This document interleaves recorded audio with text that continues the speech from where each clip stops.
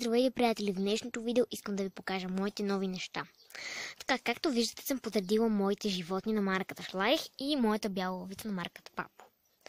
Така, това е моето фризийско семейство. То още си няма дете, нали? Липицанското конче. Това е моят тенисилък жребец с неговата приятелка арабската ми кобила и тяхното временно дете, защото на него ще му взимам друга женска, знаете.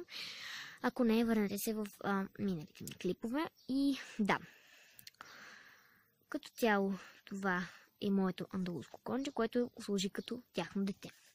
Това е моя млад юнак, който не искам още да си има приятелка. Ако искате да разберете защо, пак може да се върнете по-назад и да разберете. Това е Клара или Минти, както повечето от вас може би я знаят. Моята клайдедейлска кобила, която просто е самичка. И тук е другия модел, затова има толкова много разстояние между тях, който е странични животни. По смисъл не е коне. И това е моята бяла лъвица с бебето и на марката Папо. Това е моето куче на марката Шлайх, чиято порода отново забравих. И да. Сега ще ви покажа и моите нови неща. Така, ето тук ще ви покажа моите нови неща. Искам да кажа, че първото нещо, което ще ви покажа, ми е подарък. И за това то не си върви с етикет. Сега ще ви го покажа. Нещата се намират за тази рамка. Така. 3, 2, 1. Юху! Това е едно много сладко магаре. Аз много си го обичам. Преди малко го получих. Това е бейби магарите. Да. Просто забравих как се наричаха, иначе знам, но сега в момента ми се изплъзна от езика. И да, като цяло това е то и виждате няма етикет, защото ми е подарък. Но не подарък по смисъл по повод или без повод, по един малко по-различен начин, който мисля да не ви обяснявам. Следващата ми фигурка е кон.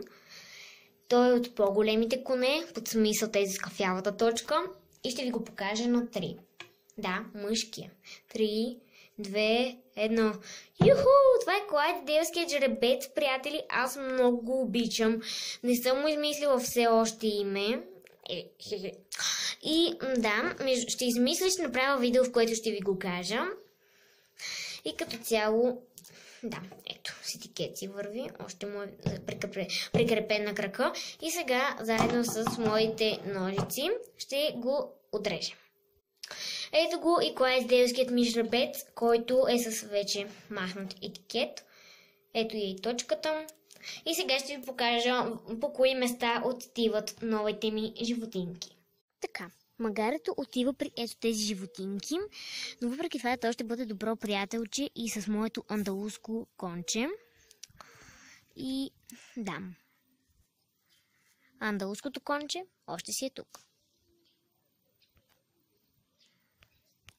А моят клайдедейлски жребец, както може би виждате, отива при приятелката си, известната Минти. Така. Не съм сигурна той как ще се казва, но както ви казах, ще му измисля име. Ще образувам цялото семейство. Мисля, че скоро ще купя и тяхното малко дете. И като цяло, да. И това, приятели, моята малка редица от фигурки. Не съм сложила фигурките на Моджо и на Булиланд, защото просто не виждам сега смисълът, понеже клипът не е за тях. И да, както виждате, водач не е лъвицата, просто по някакъв начин трябваше да ги подредя. И да, това беше всичко от мен, приятели. Надявам се видеото да ви е харесало и до скоро.